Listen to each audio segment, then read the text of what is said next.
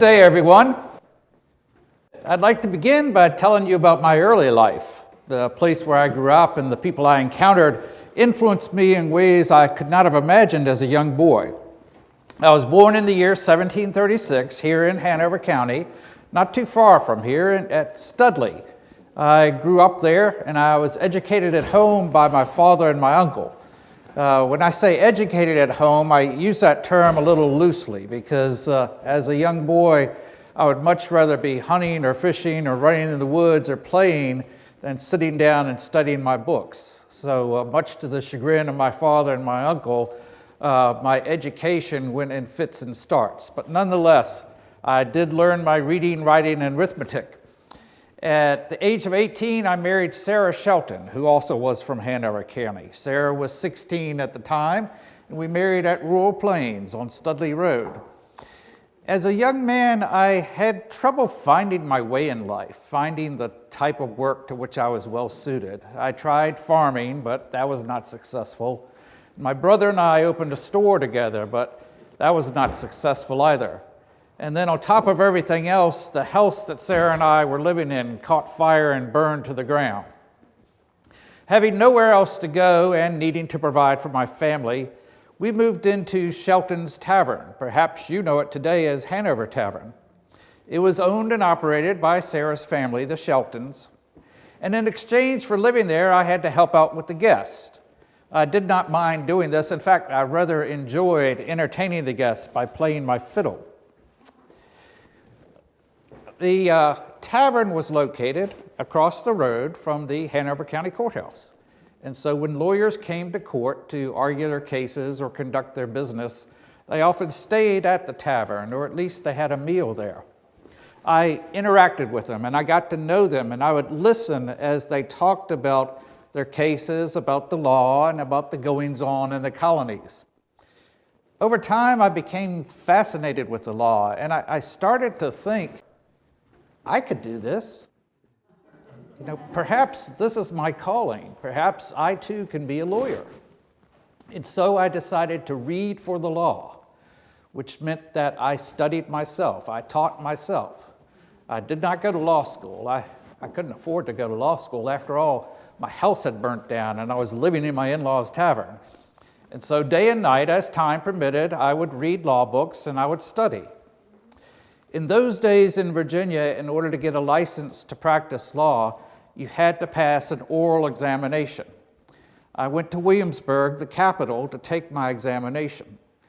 One of my examiners was none other than the Honorable Judge George Wythe, who was the professor of law at the College of William and Mary.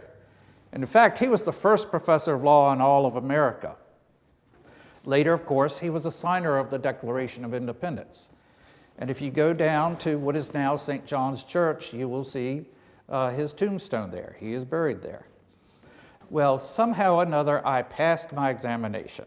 I must say that my examiners were none too taken with my legal acumen, but they were impressed by my demeanor and my enthusiasm. And so they made a deal of sorts with me. They said that we will give you a license to practice law, but we want your promise that you will continue to read law books and teach yourself some more about the law. And this I readily agreed to do. And so, law license in hand, I came back to Hanover, and I started practicing law right here. Now, fortunately for me, at the time, my father was the chief judge, John Henry. In cases in which I was not involved, he would talk to me about the cases once they were finished. He would discuss the legal issues involved in the case, and he would critique the performances of the attorneys. This was of great benefit to me. It was my way of not only studying law books, but studying the practice of law, what things worked, what things didn't work. And so I not only enjoyed the camaraderie that I shared with my father at that time, but I also enjoyed the camaraderie I shared with the other lawyers in Hanover County. My first 3 years of practicing law, I did pretty well. If you look at my books, you will see that I received fees in approximately 1,100 cases. Now, some of those fees were in things such as poultry, but they were fees nonetheless. And after practicing law for 3 years, I had my first major case. In fact, if I may say so myself, the case made me rather famous. It became known as the Parsons Cause. Now, the Parsons Cause was a rather convoluted matter. It involved the Church of England, and it involved tobacco. Let me explain. Tobacco at that time was a form of currency. Promissory notes for different amounts of tobacco were exchanged during business transactions, much as you would exchange cash money. And also at that time, everyone had to be a member of the Church of England, like it or not. And those who owned land were taxed to pay the salary of the local parson. So you have these two systems in play. The salary of the parson was set at 16,000 pounds of tobacco per year. And that system worked fairly well until the mid-1750s. And then there were a series of droughts in this area. And the tobacco crops were a disaster. And of course, the law of supply and demand kicked in. And as tobacco became scarce, of course, the price skyrocketed. And so the House of Burgesses passed an emergency measure called the Two-Penny Act. And the Two-Penny Act said that the parsons could be paid in cash money instead of in tobacco at the rate of 2 pence per pound of tobacco. Now, everyone thought this was fine and dandy, except for the parsons. They didn't like it because the fair market value of tobacco at the time was 6 pence per pound, not 2 pence. And so they felt that they were being shortchanged. And so they sent a delegation over to England and met with the King's Privy Council.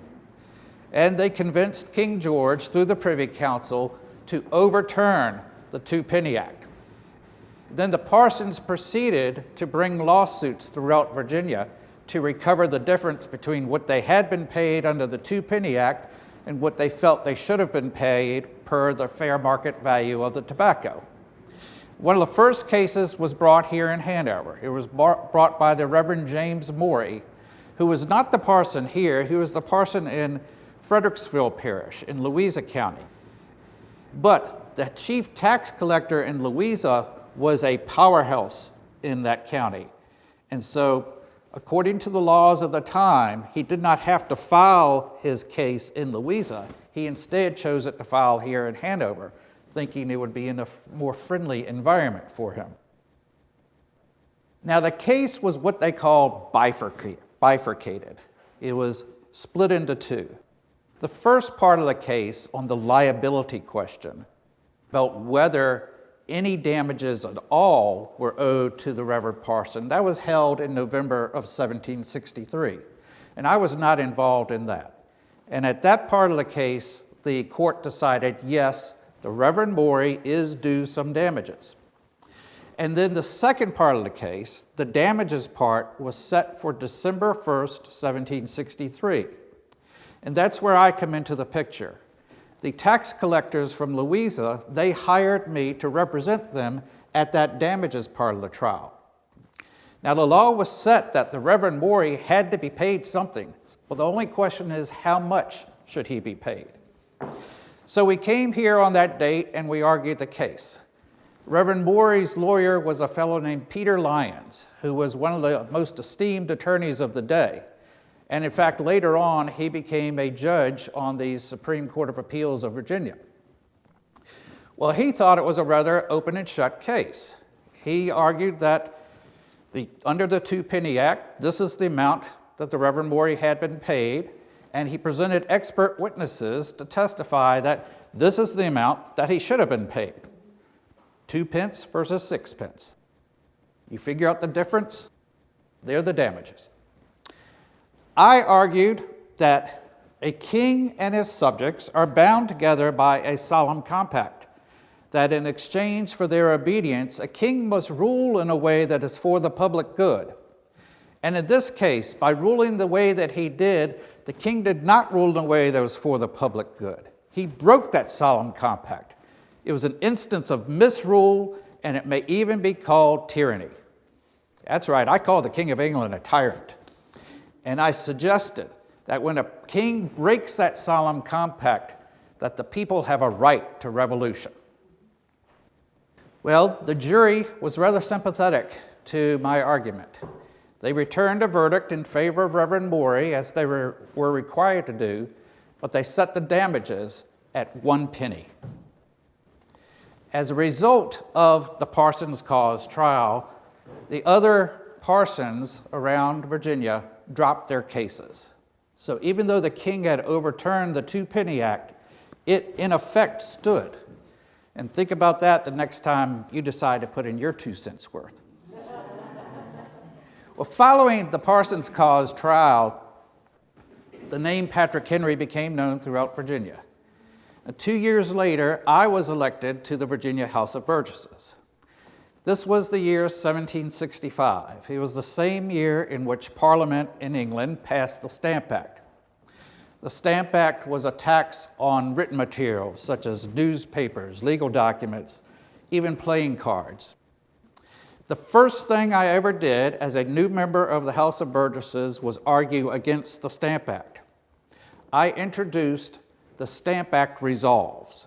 It was a listing of our objections to the Stamp Act. The House of Burgesses accepted some, rejected others, then passed some, repealed others, whatnot.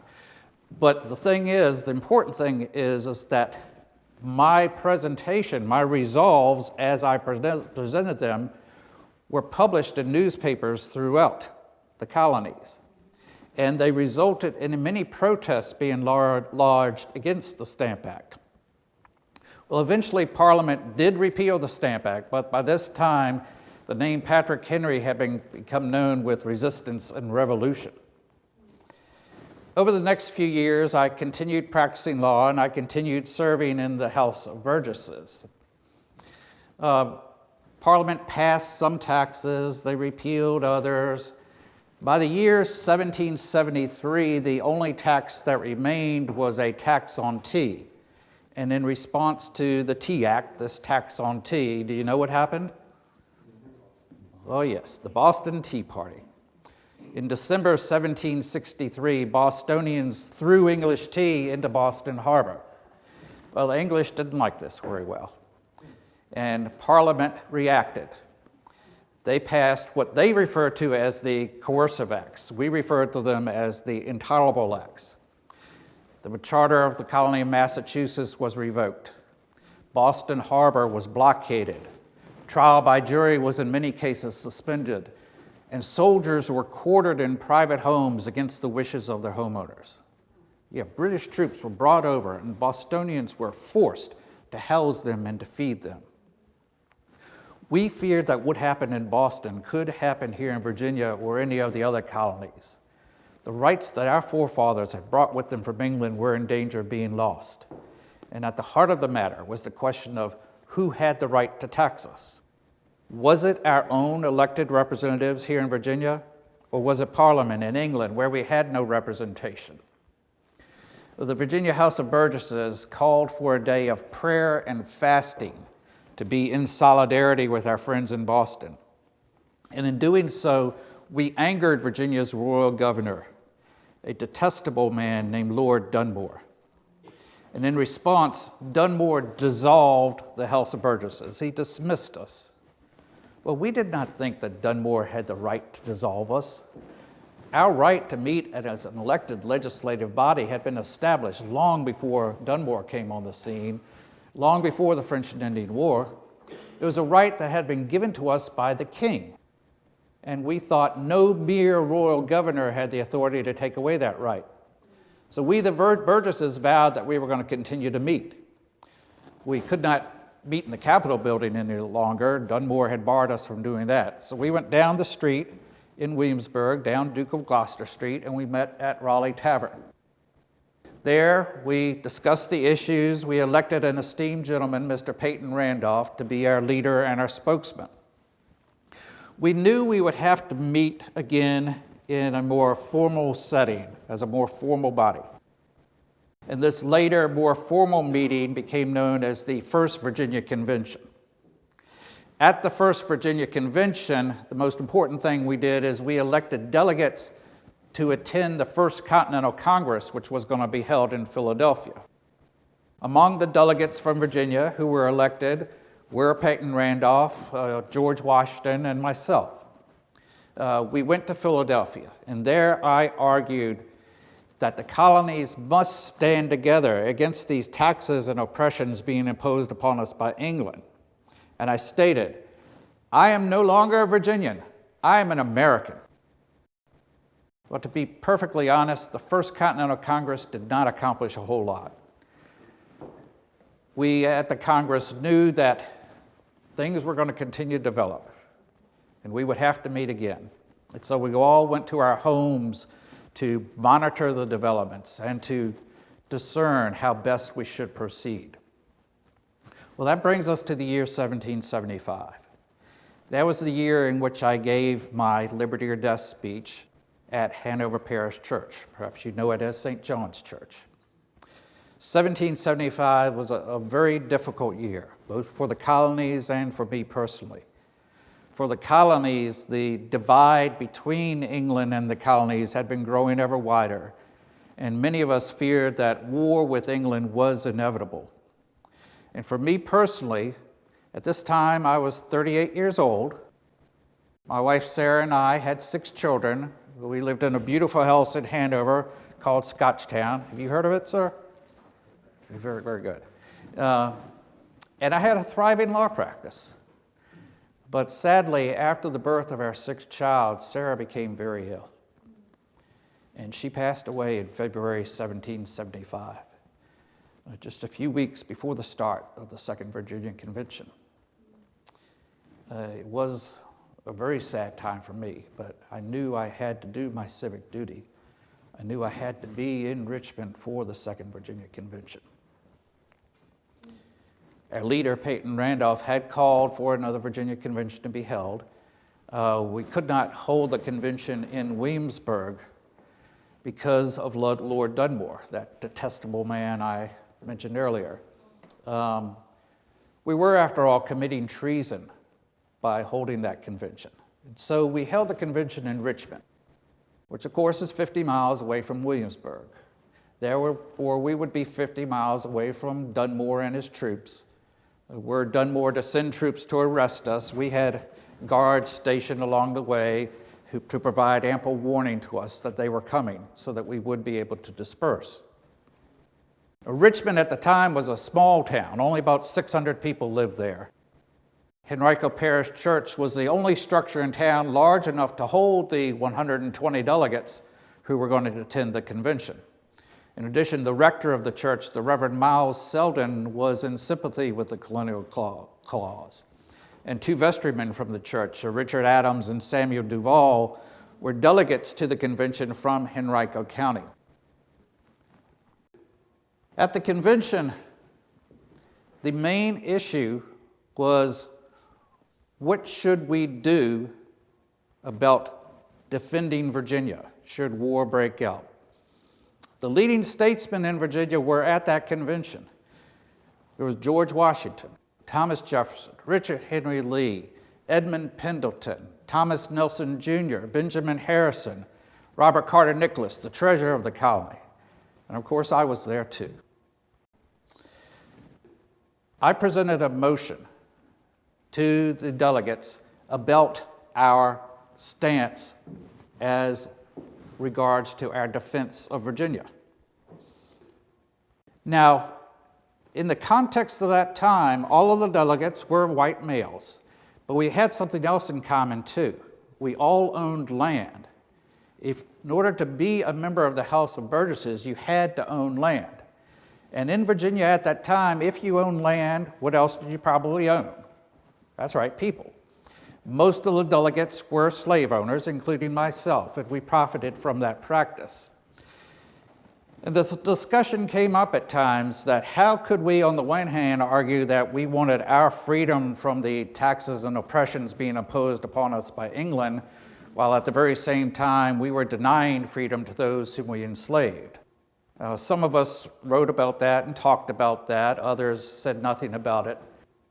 2 years earlier in 1773, I had written a letter to a Quaker friend of mine in which I stated, "Who would believe that I am the master of slaves of my own purchase? I cannot, I will not justify it." At that time, the convenience of having enslaved persons outweighed any moral ambiguity that I or others had about the situation.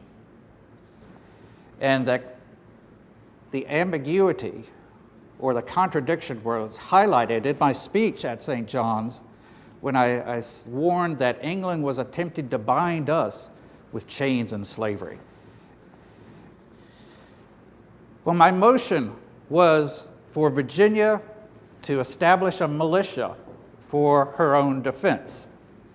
Now, the different counties in Virginia had their own militia, but there was no coordination between those county militias. So this motion was to allow Colonel Washington, George Washington, to begin to coordinate amongst those various militias and establish a colony-wide militia.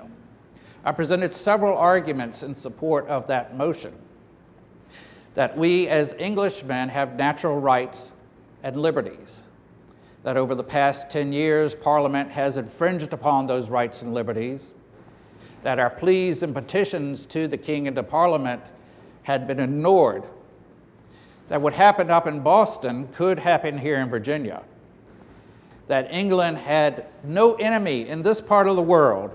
Why then does she have these vast armies and navies here if they are not meant for us? And finally, that the time to act is now, before it's too late, before we have British troops stationed in our homes. And there was a lot of debate on this question. Petitions from the First Continental Congress had gone to the King and to Parliament pleading for a negotiated response. And those petitions had been ignored thus far. Some of the delegates argued that we should give more time for those negotiations to take place. And finally, I gave a speech at the convention. And I won't give you the entire speech, but the conclusion went like this. "It is in vain, sir, to extenuate the matter. Gentlemen cry, peace, peace. But there is no peace. The war has actually begun. And the next gale that sweeps from the north will bring to our ears the clash of resounding arms. Our brethren are already in the field. Why stand we here idle? What is it that the gentlemen wish? What would they have? Is life so dear, or peace so sweet, as to be purchased at the price of chains and slavery? Forbid it, Almighty God! I know not what course others may take, but as for me, give me liberty, or give me death." My motion, my resolution to establish a militia passed, but by just a few votes. But I had convinced a majority of the delegates that the time had come for Virginia to prepare for war. And war did come. Just a few weeks later, shots rang out at Lexington Green in Massachusetts between British troops and colonial militiamen. The war for our independence had begun, and liberty or death became a rallying cry for our troops. Well, what happened to me? Well, happily, I remarried in 1777. I married Dorothea Dandridge, who was a cousin of Martha Washington. And Dorothea and I together had 11 children. So if you're keeping track, yes, I had 17 children altogether. Do you know how many biological children George Washington had? 0. So who's the true father of our country?